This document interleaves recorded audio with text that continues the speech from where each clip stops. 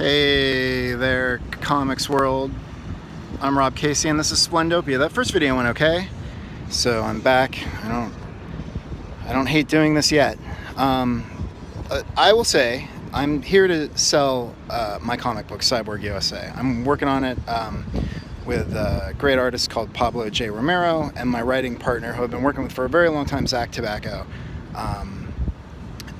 That's the whole reason behind this channel, but what I want to do is go through and show you some work that I love on this channel to get you interested and excited about comics the way that I am.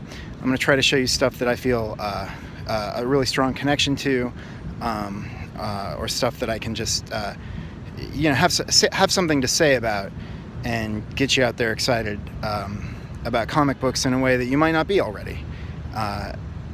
And so that's great. So this is G.I. Joe number 3. I'm going to go through, this is a trade. If you saw the last video, volume 1, we went through issues 1 and 2, which are really big issues. It's no wonder it took me that long. But I think we can get through the rest of these. And you can see what else is in this book, why I think you ought to buy it. This is the Marvel version, but there is an IDW release as well.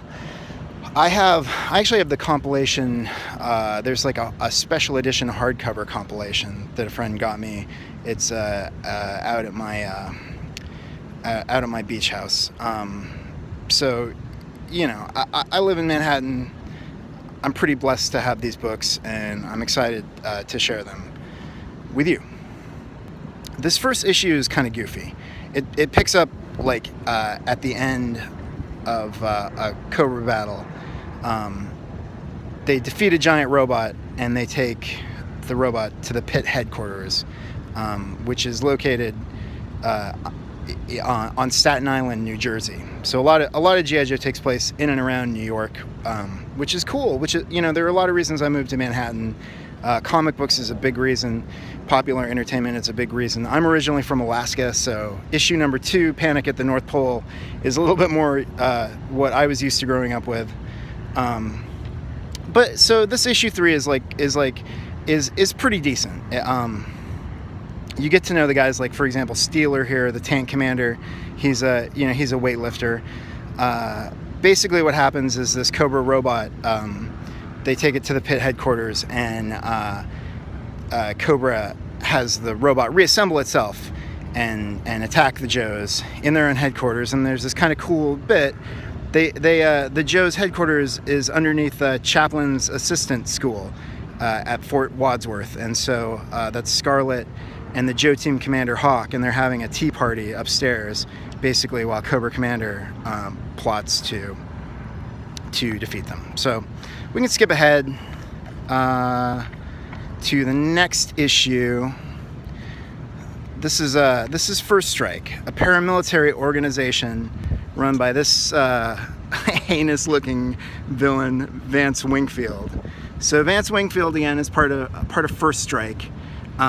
They are a paramilitary group in Montana that have they've gotten their hands on a nuclear bomb. So the G.I. Joe team has to go undercover to stop them. This is a really great issue. I like it a lot. I went to school in Montana just right around the time, just after the whole Freeman situation, if you remember that from the 90s.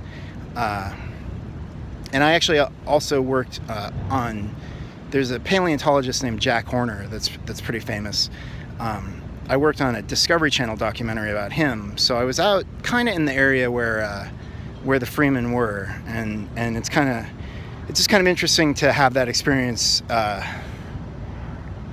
I don't know about predicted, but Larry Hama, like, he's really good in the G.I. Joe stories about weaving in real-world terrorist ideologies or fringe ideologies, or like giving the villains like believable goals or grounding in reality. And I just really like this issue number 4. I'm going to give you a flavor of it, and then I'm going to move on. Basically, that's Hawk and Grunt undercover. One notable thing about this issue, people talk about issue number 155, which is the last issue of G.I. Joe. Snake Eyes pens a letter to a character that pops up named Sean Collins. Sean Collins is the son of Wade Collins, who is a character that appears later in the series. Turns out he actually was in Vietnam with Stalker and Snake Eyes, and it turns out Storm Shadow, who we don't get to meet until probably Larry's most famous issue, number 21. But in 155, Snake Eyes, this is the last issue of the original Marvel run, pens a letter to Sean, who later becomes a character in the current run, and was also adapted in as a character called Kamakura in another comic run. Anyway, he writes a letter to him about what it's like to be in the military, and Snake Eyes can't speak. Snake Eyes has lost his vocal cords in a helicopter accident, so it's the only time we really get like a sense of Snake Eyes' internal monologue in the entire run of G.I. Joe. The most popular character, the most famous character, easily. In fact, Paramount is releasing, it sounds like, a standalone Snake Eyes movie coming up here. I don't know. It'll be their next G.I. Joe film project, supposedly. We've heard that before, but it seems to be in the works. So, I've rambled on about this, but the only time you hear his internal monologue, except for here, issue number 4. Here it is. You've been probably reading the whole time I've been talking. He's writing these notes while Grunt and Hawk are undercover. Snake Eyes is charting their progress, and it was a cool way for Larry to introduce and get to know that character, and then he really doesn't do it again for the whole run until the end of the run, and I think it's a great choice. It's a unique choice, and it's a really cool choice for G.I. Joe. We're going to go real quick through this one. This is Tanks for the Memories. This is not the best issue, but it is kind of fun. There's a little bit of, classic 80s male chauvinism on this first page. But Scarlet comports herself really well, and she gives as good as she gets, and it's pretty clear that she's probably the alpha male of all the G.I. Joes. So it's a fun twist. Basically, the story here is there's a parade. G.I. Joe's in the parade, and Cobra Commander stages his troops under the parade float, and ambush, and G.I. Joe is in a lot of trouble. But fortunately, well, you know what happens. You can probably figure it out. So here we go. This is the best. This is kind of the best chunk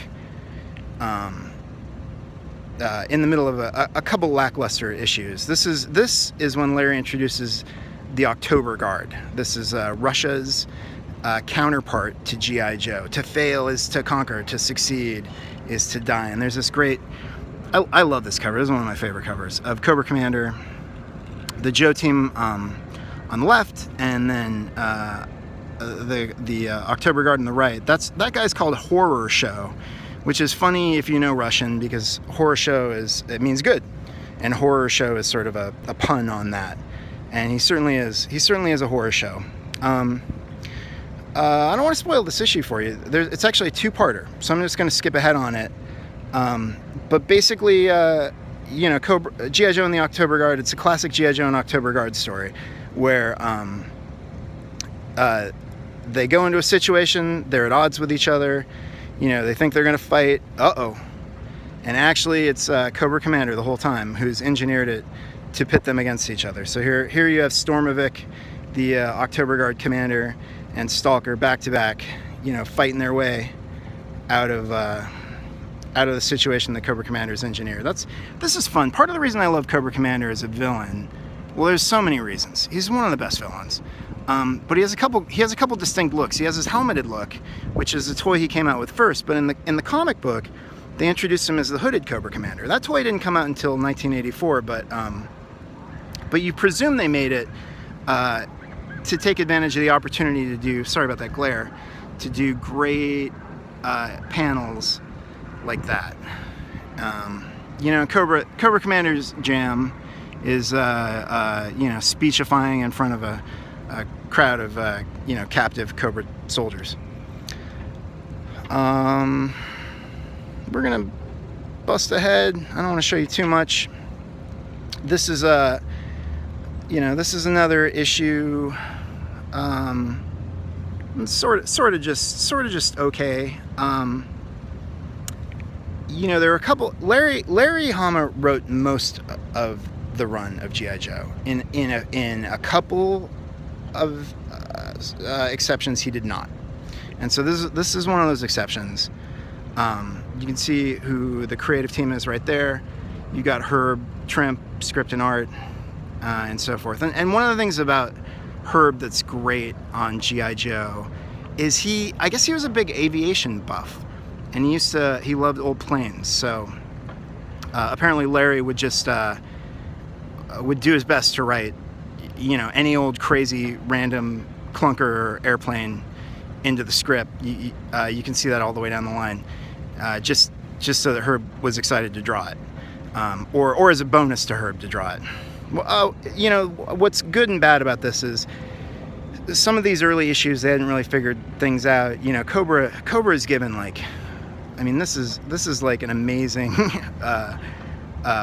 undersea fortress for Cobra, and it's one of those things like, how powerful is the villain? What are they capable of? After a while, it can become silly, or the stakes become a problem. This is why some people don't like this. They Cobra attacks the Joes with these massive legged walkers. So I don't know. I think it's fun. It matches with the cartoon quite a bit. It does not match with a lot of the later stuff that you see in G.I. Joe. Cobra almost never has capabilities like this again, although they have crazy capabilities, to be sure. And then here's another episode or issue that was not written by Larry. This is called The Diplomat. This is another kind of a little bit like issue 1, where you have well, you can see it up here. There's this character, Brian Hassel, who's a State Department diplomat, and there's a potential assassination attempt, and so they call in our boys and girl, Scarlet, of course, who's pretty much the leader of the G.I. Joe team. Stalker is the field commander. Scarlet, one of the cool dynamics between Stalker and Scarlet is a lot of times she's calling the shots or arguing with him in a way that he might not have put up with the rest of the team. He does with her not because she's a woman, but because she's the most competent Joe almost out of all of them. Did I skip one? I feel like I skipped one. Well, I don't know. It seems impossible. Here is the greatest issue, I think. Because for a lot of reasons. So it establishes one of the best Cobra villains, Dr. Venom. It also establishes Springfield, a nice little town. And finally, this story establishes the brainwave scanner, which is this technology that Dr. Venom has engineered. At the time seemed really outlandish. Now it is essentially what they're doing in trying to extend our lives past the mortal coil, in the first burst of transhumanism. So anyway, there's a primary assault team. They're in New York. Things go south, and Zap, Scarlet, and Snake Eyes are all spirited away in this ship to Springfield, the headquarters. So the other awesome thing that this introduces, they're having these psychedelic trip outs because they've been drugged in Cobra's prison, is it introduces this character who turns out to be Billy. And Billy, for fans of G.I. Joe, know that Billy is Cobra Commander's son. For some reason, in prison, being drugged and hallucinated with G.I. Joe. So that's kind of a fun little bit after you find out about it. And Dr. Venom, here's Dr. Venom. This guy is my favorite. He has so many great lines. He's so evil and so interesting as a villain. It's a shame when he's killed off. And right now Larry has him back in his IDW run. via the brainwave scanner, and I'm glad to have him back. It's not quite the same, but there's a brainwave scanner that they implement. This is another kind of cool. Larry uses it as a storytelling device to get to know Snake Eyes. You know, we see his thoughts, so we see his background, so we get a sense of what his backstory is. So it's a really like issue 10. Issue 10 is like loaded. It's loaded with stuff. It's loaded with mythology that comes back. You know, as an issue, there's a bit of goofiness. Probably the most well-known bit of goofiness is when the Joes make it back to New York and land. And this, I'm glad I have this version, because I don't think IDW prints this last page the way that they do when you have the Marvel version. As you can see, there's a little bit of a crossover here. So anyway, that's it. That's it's volume 1 of G.I. Joe. That gets you through issues 1 through 10. And you know, and thanks for watching. Thanks for joining my channel. I'll tell you more about my project Cyborg USA soon. In the meantime, I just want to get some more comic reviews up so that you can get a sense of my taste and get a sense of what I'm interested in, and hopefully I can sell you on some books that either you haven't read before, or you know, maybe you've read and you forgot about. Maybe you might think about buying them and giving them a shot again. All right, have a great day, everybody.